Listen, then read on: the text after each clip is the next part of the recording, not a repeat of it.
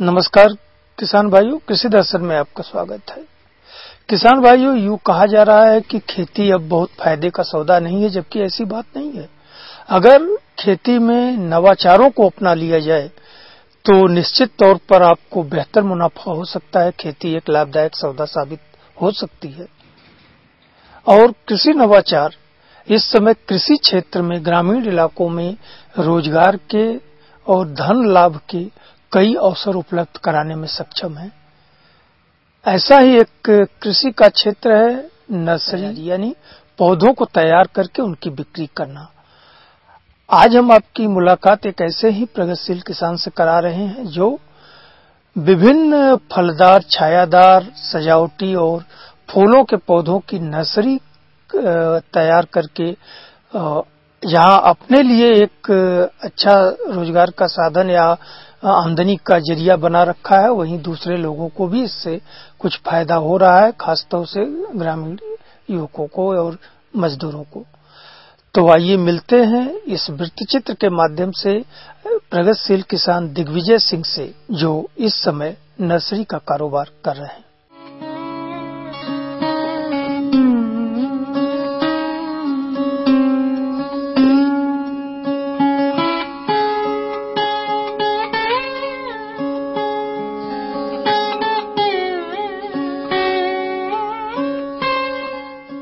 मौसम तंत्र में आ रहे परिवर्तन, जनसंख्या वृद्धि के कारण खेती योग्य भूमि के हो रहे बंटवारे और कृषि लागत बढ़ने के कारण अब किसानों को ये बात समझ में आने लगी है कि परंपरागत खेती से परिवार का भरण पोषण करना मुश्किल है।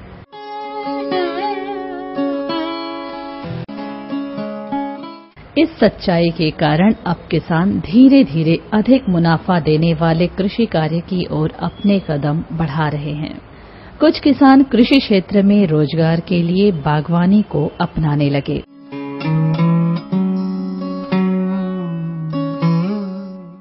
बागवानी के लिए नर्सरी में तैयार पौधों की जरूरत पड़ती है। बागवानी के लिए पौधे ऊंचे दामों पर बेचे जाते हैं। इसी तथ्य को ध्यान में रखते हुए कई किसानों ने नर्सरी को एक व्यवसाय के रूप में अपनाने का फैसला किया।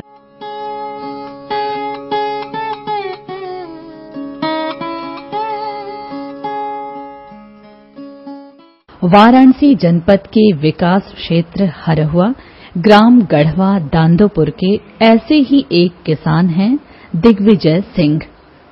सरकारी सेवा से अवकाश ग्रहण करने के बाद दिग्विजय सिंह ने अपने गांव रहकर ही कृषि क्षेत्र में कुछ अलग करने के बारे में सोचा। बागवानी फसलों को बढ़ावा देने के उद्देश्य से कई योजनाएं वर्ष 2005-2006 में शुरू की गईं। बागवानी फसलों की खेती को विस्तार देने के लिए नर्सरी में तैयार किए गए उन्नत पौधों की बढ़ती मांग को देखते हुए दिग्विजय सिंह ने 5 वर्ष पूर्व नर्सरी व्यवसाय में कदम रखा। उन्होंने 2 बिस्वा जमीन के एक छोटे से टुकड़े पर अपने नर्सरी उद्यम की नींव रखी। हम टीचर थे, हम कार्यरत थे और हम बीआरसी से अटैच थे।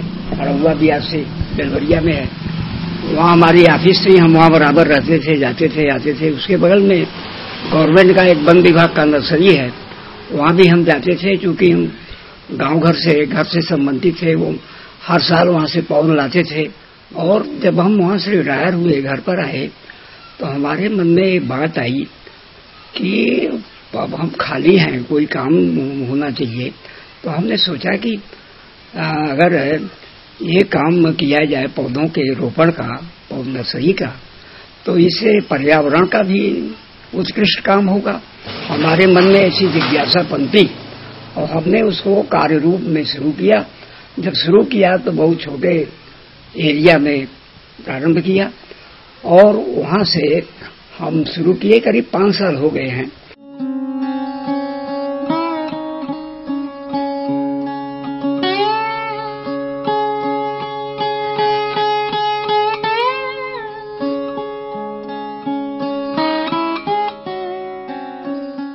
आज दिग्विजय सिंह 1 हेक्टेयर यानी 4 बीघे जमीन पर विभिन्न बागवानी फसलों की नर्सरी तैयार कर रहे हैं।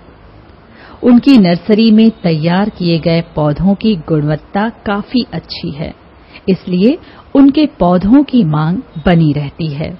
तो जब हमने शुरू किया तो जब पौधे हमारे वो थे पॉलिथीन में थे, अब उसको हमने जब सर्विसिंग किया तो वो उनको जब बड़ा किया तो हमारी जो डिमांड थी लोकल की, बाहर की, जो इनको पेड़ लगाना हुआ, जानकारी में आए, सीजन जब आया तो वो लोग हमारे पास आए और पेड़ों का लेना देना शुरू हुआ। तब से हम उनको देते गए और करीब 2 साल बाद, आज हमको 3 साल पौधों को बेचते हो गया, 2 साल बाद हमारे पौधे निकलते गए और जैसे जैसे समय बढ़ता गया हमने अच्छा पौध और बढ़िया पौध और लोगों की डिमांड के अनुसार फिर हम लोगों को देना शुरू किए। अब आज हम दे रहे हैं। हम तो ये देख रहे हैं कि काफी लोग जो कि पौधे को सोचते रह जाते, न लगाते, हमारी नर्सरी रहने की वजह से वो लगाना शुरू किए और ज्यों प्रचार हमारा बढ़ता गया, अब बहुत दूर से भी लोग आ रहे हैं, पौधों को ले जा रहे हैं।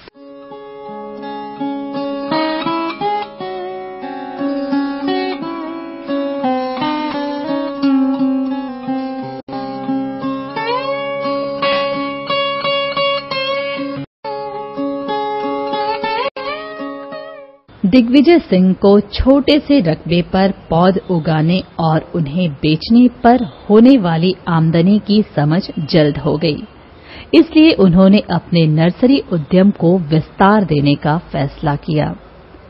छोटी नर्सरी को एक बड़ी नर्सरी बनाने के लिए उन्होंने उद्यान विभाग से संपर्क किया। जिला औद्यानिक मिशन के अंतर्गत बागवानी फसलों की खेती को बढ़ावा देने के लिए किसानों को अनुदान दिया जाता है।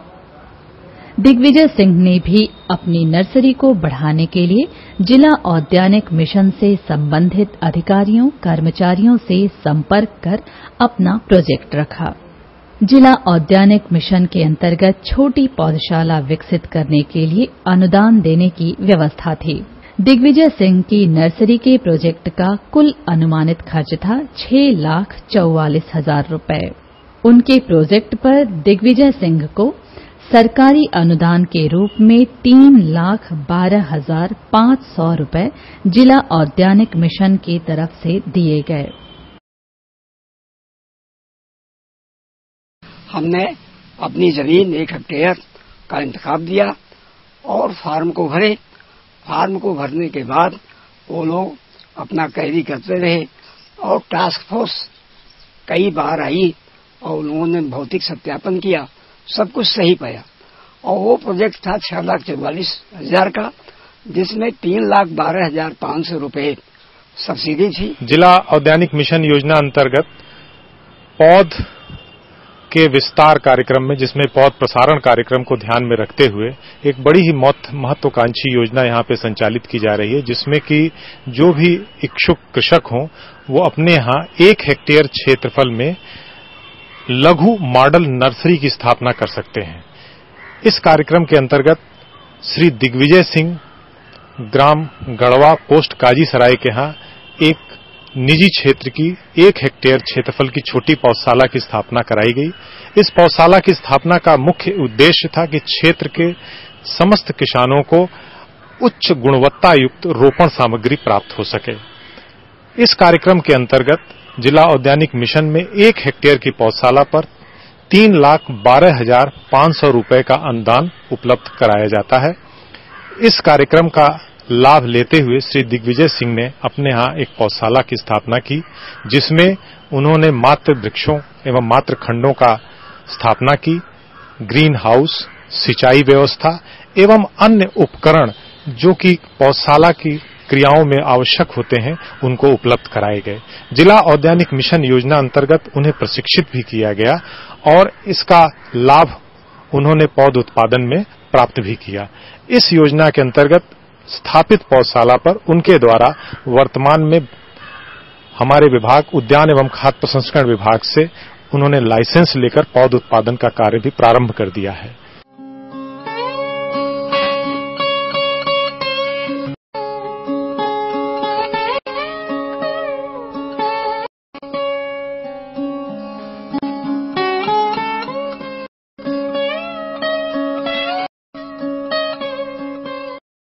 दिग्विजय सिंह ने अनुदान में मिली धनराशि से नेट हाउस, सबमर्सिबल पंप, बाड़, नाली बनाने का कार्य किया। अनुदान राशि से ही उन्होंने नडेप कंपोस्ट की इकाई स्थापित की और सिंचाई के लिए स्प्रिंकलर प्रणाली लगवाया। एक उन्नत नर्सरी के लिए बुनियादी आवश्यकताएं जिला औद्यानिक मिशन के अंतर्गत मिले अनुदान से पूरी हो गईं।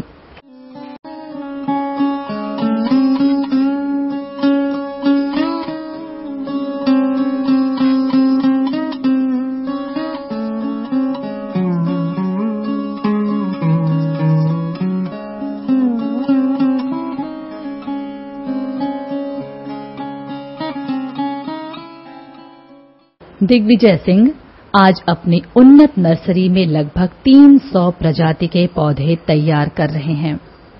उनकी नर्सरी में फलदार, छायादार, सजावटी पौधों के विभिन्न प्रजातियों सहित फूलों के पौधों को भी तैयार किया जाता है।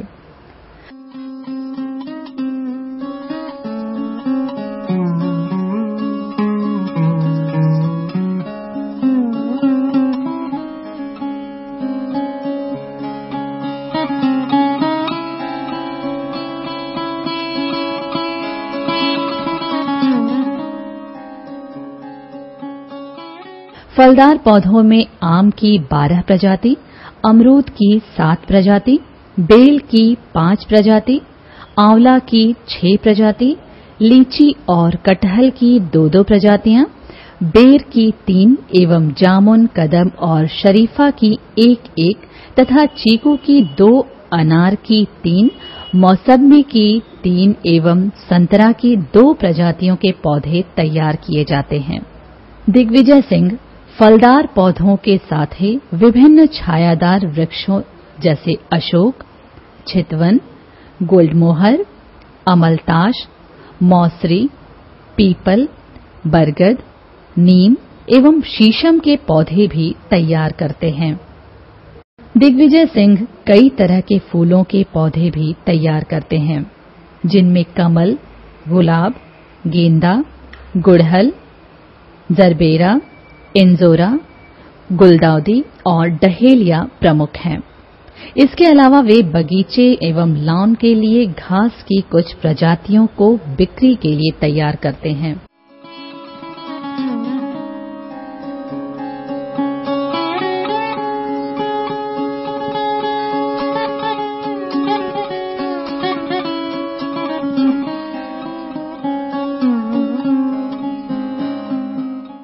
एक हेक्टेयर की अपनी नर्सरी में इस तरह दिग्विजय सिंह बागवानी फसलों की लगभग उन सभी पौधों की नर्सरी तैयार कर रहे हैं। दिग्विजय सिंह की नर्सरी में तैयार पौधे पूर्वांचल के लगभग सभी जिलों में जाते हैं। उन्नत किस्मों एवं गुणवत्ता युक्त पौधों के चलते नर्सरी के क्षेत्र में दिग्विजय सिंह की एक विशिष्ट पहचान है। दिग्विजय सिंह नर्सरी व्यवसाय को प्रतिस्पर्धात्मक बनाए रखने के लिए नई तकनीकों की जानकारी जिला उद्यान विभाग से सदैव प्राप्त करते रहते हैं। उद्यान विभाग के अधिकारी एवं वैज्ञानिक समय समय पर दिग्विजय सिंह का मार्गदर्शन करते रहते हैं। अगर कोई वैरायटी हमारे पास नहीं है, हमको मालूम हुआ, तो हम जाते हैं, उसका पता लगाते हैं, उसको देखते हैं और फिर उसको लाते हैं, अपने यहाँ तैयार करते हैं और हम नई से नई चीज देते हैं और जो भी देते हैं सब स्टैंडर्ड देते हैं, क्वालिटी का देते हैं। ये हमारी विशेषता है।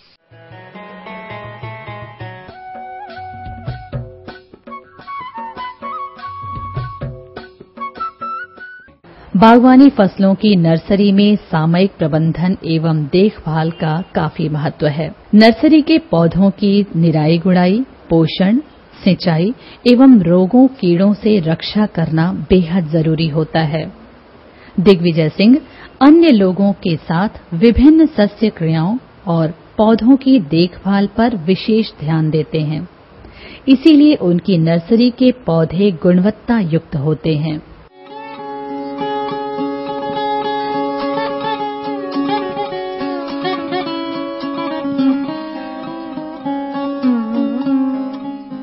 दिग्विजय सिंह और उनके परिवार के 6 सदस्य इस उद्यम से जुड़े हुए हैं। इसके अलावा 5 स्थानीय मजदूरों को भी नर्सरी के विभिन्न काम के लिए रखा गया है। इस तरह कुल 11 लोगों की आजीविका एक नर्सरी से चल रही है। इस नर्सरी में काम करने वाले मेरे घर के 5 लोग हैं और 5 हम बाहर से रखे हैं आदमी, और 5-6 रखते हैं, माने 11 आदमी बराबर काम इसमें करते हैं, इसकी सर्विस करते हैं।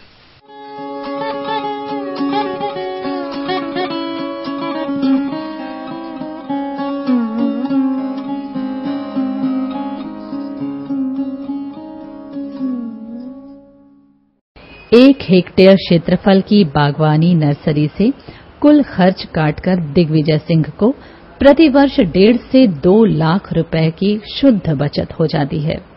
दिग्विजय सिंह द्वारा जो ये पौधशाला जिला उद्यानिक मिशन योजना अंतर्गत स्थापित की गई है, उससे पौध प्रसारण का कार्य करते हुए इसकी बिक्री भी की जा रही है और जिससे उन्हें प्रतिवर्ष 1 से 1.5 लाख रुपए की आमदनी भी हो रही है। इस योजना का लाभ जहां उनको भी हो रहा है, साथ में हमारे जो क्षेत्रीय कृषक हैं उनको भी गुणवत्ता युक्त फलदार पौधों के जो पौध हैं वो भी उपलब्ध हो जा रहे हैं और इससे क्षेत्र की जनता को भी लाभ है और साथ ही साथ लाभार्थी सीधे तौर से भी लाभान्वित हो रहा है।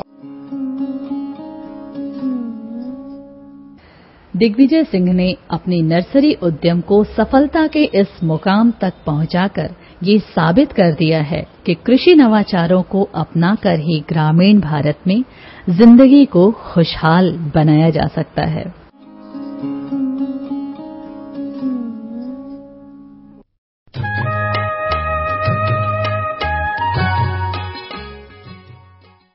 किसान भाइयों, अभी आप ने देखा कि दिग्विजय सिंह किस तरह से नर्सरी में विभिन्न प्रजातियों के पौधों को तैयार करके अच्छा काम कर रहे हैं, अच्छी आय प्राप्त कर रहे हैं। और अब बात करते हैं शिमला मिर्च के फसल में सामयिक प्रबंधन की। शिमला मिर्च की रोपाई हो चुकी है, पौधे जड़ पकड़ चुके हैं और बढ़वार पर हैं।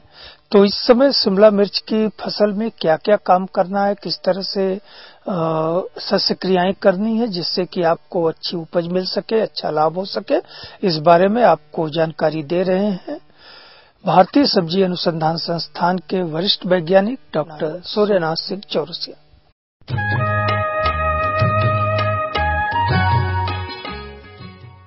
किसान भाइयों, आज के बदलते परिवेश में एक समस्या उत्पन्न हो गई है कि हम किस सब्जी की खेती करें कि हमको मुनाफा अधिक हो। ऐसी परिस्थिति में अगर हम शिमला मिर्च की खेती करें तो उससे हमको अच्छा लाभ हो सकता है, क्योंकि आजकल शिमला मिर्च लोगों द्वारा बहुत पसंद किया जा रहा है और बाजार में ये लाल, पीला, हरा, नीला कई रंगों में उपलब्ध है और इसके बहुत ही अच्छे दाम किसान भाइयों को मिल रहे हैं। देखने में आ रहा है कि जब हम इसकी खेती खुले वातावरण में करते हैं तो तमाम तरह की बीमारी कीड़ों से ग्रसित हो जाती है और हमारे किसान भाइयों के लिए उसका पूरा बीज का दाम निकालना बड़ा मुश्किल हो जाता है। ऐसी परिस्थिति में अगर हम इसको सामान्य रूप से जो नियंत्रित वातावरण है उसको केवल हम जाली जो 40 मेष कहते हैं जिसको, मतलब कि 1 इंच में 40 धागे होने चाहिए। अगर ऐसे जाली का 1 से 1.5 मीटर ऊंचा हम घर बना लें और उस जाली के अंदर अगर हम इस शिमला मिर्च की खेती करें तो इससे हमको शिमला मिर्च की पैदावार खुले वातावरण में खेती या सामान्य खेती से लगभग 3 गुना ज्यादा मिलती है। जो भी हमारे किसान भाई शिमला मिर्च खेती कर रहे होंगे वो अपने बीजों से पौध तैयार कर लिए होंगे, खेत में रोपाई भी कर लिए होंगे। अगर रोपाई नहीं किए होंगे तो उनसे एक सलाह हमारी है कि वो उसको हमेशा 80 सेंटीमीटर चौड़ी पट्टी पर लगावें, क्योंकि इससे क्या होता है कि इसको पानी अधिक नहीं चाहिए लेकिन बार बार चाहिए। इसमें फायदा होता है कि जब हम इसको 80 सेंटीमीटर चौड़ी पट्टी पर लगाते हैं तो इसमें पानी की खपत जो है 40 से 50% कम हो जाती है। तो इस कारण हम जो है इसकी खेती पट्टी पर लगाते हैं और दोनों किनारे से 10-10 सेंटीमीटर हटकर, मतलब लाइन से लाइन 60 सेंटीमीटर और पौधे से पौधे 50 सेंटीमीटर की दूरी पर हम रोपण करते हैं। रोपण करते समय हमें ध्यान देना चाहिए कि जब हम पौधे लगा रहे हैं तो उसका शोधन जैविक खाद जो बायो फर्टिलाइजर जिसको हम कहते हैं उससे, और साथ ही साथ उसमें ये सड़ने गलने न पावे इसलिए कैप्टान थेरम के जो गाढ़ा पेस्ट बनाकर मिट्टी के साथ उससे हम शोधन जड़ों का अवश्य कर रहे हैं। क्योंकि इससे उकठा रोग से बचत हो जाती है। इसके बाद हम रोपण कर दें। रोपण करने के बाद हम उसमें हल्की सिंचाई फुहारे की सहायता से जड़ों के पास 1-2 दिन तक करते हैं। और जिस विधि से हमने बताया कि 80 सेंटीमीटर चौड़ी पट्टी के दोनों तरफ लगाते हैं, तो ऐसी विधि में हम हल्की सी सिंचाई नालियों में कर देते हैं, तो पानी रिस करके पौधों की जड़ों के पास पहुंचती है। तो इससे 2 फायदे होते हैं। एक तो कम पानी, जब पानी जड़ों के संपर्क में सीधे नहीं आती तो उसमें गुड़चा रोग फैलने का और कीड़े बीमारी लगने का प्रकोप कम होता है। दूसरा, चूंकि पानी मेड़ के ऊपर नहीं चढ़ पाती तो इसमें खरपतवार की भी समस्या बहुत कम होती है। तो इससे जो है हमारे किसान भाइयों को जो लागत बहुत ज्यादा लग जाता है, इसमें बहुत फायदा होता है। तो इसको हम जो है दोनों विधियों से कर सकते हैं, खुले वातावरण में भी और जाली के अंदर भी। जाली जैसा हमने बताया 40 में 1 इंच में 40 धागे वाली जाली हो, या मलमल का कपड़ा जैसा महीन कोई जाली मिल जाए तो उसके अंदर हम इसकी खेती कर सकते हैं। इसको लगाने के लिए जो भी खाद उर्वरकों का प्रयोग किया जाता है, यह चूंकि ज्यादा तत्वों को खींचती है, इसलिए लगभग 180 से 200 किलोग्राम नाइट्रोजन, 80 से 100 किलोग्राम फास्फोरस और 100 किलोग्राम पोटास प्रति हेक्टेयर की आवश्यकता होती है। उपलब्धता होने पर इसमें गोबर की खाद का भी, सड़ी हुई गोबर की खाद, केचुए की खाद, नड़ब कंपोस्ट और कुछ भी मिल जाए तो इसका भी प्रयोग किया जा सकता है। अगर नीम की खली मिल जाए तो दीमक से बचाने के लिए वो भी काफी अच्छी होती है, उसका भी प्रयोग हम कर सकते हैं। इसके बाद हम इसकी रोपाई कर दें। रोपाई करने के उपरांत इसमें सिंचाई करते रहें। सिंचाई की जैसा हमने विधि बताई कि इससे बचत हो जाती है। और अगर हमारे किसान भाई चाहें तो आजकल बूंद-बूंद सिंचाई प्रणाली, जिसको ड्रिप इरिगेशन कहते हैं, उसका भी प्रयोग हम शिमला मिर्च में कर सकते हैं। इसमें जो किसान भाई सक्षम है वो अपना लगा लें, नहीं तो सरकार की तरफ से लगभग 80% छूट ड्रिप के ऊपर सरकार द्वारा दिया जा रहा है।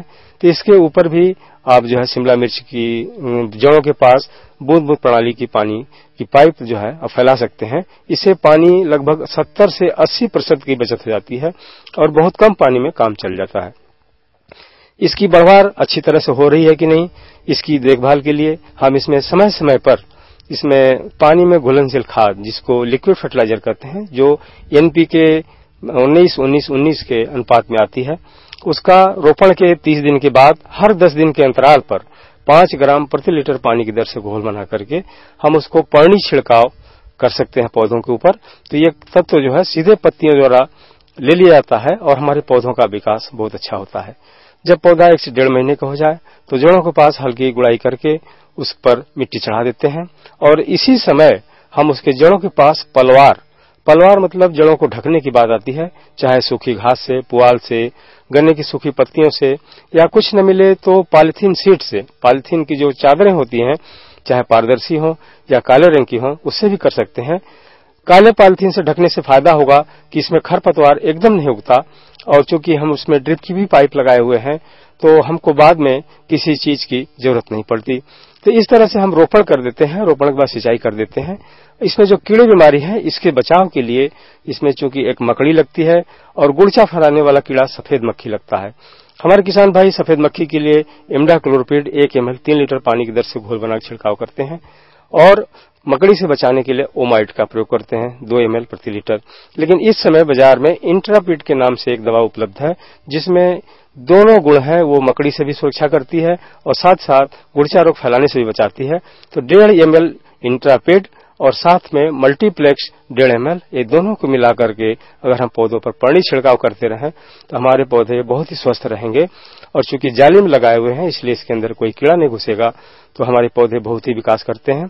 और अगर देखा जाए तो खुले वातावरण की अपेक्षा हम जो संरक्षित खेती जो हम संज्ञा देते हैं या नियंत्रित खेती की संज्ञा देते हैं, नेट के अंदर हम शिमला मिर्च काफी सफलतापूर्वक उगा सकते हैं और लगभग 3 गुना ज्यादा पैदावार ले सकते हैं और इससे बहुत ही अच्छी लाभ हमारे किसान भाइयों को मिल सकता है। इसी के साथ हमारा आज का ये एपिसोड यही संपन्न होता है। अगले एपिसोड में आपसे फिर मुलाकात होगी कुछ और नई जानकारियों के साथ। तब तक के लिए हमें अनुमति दीजिए। नमस्कार।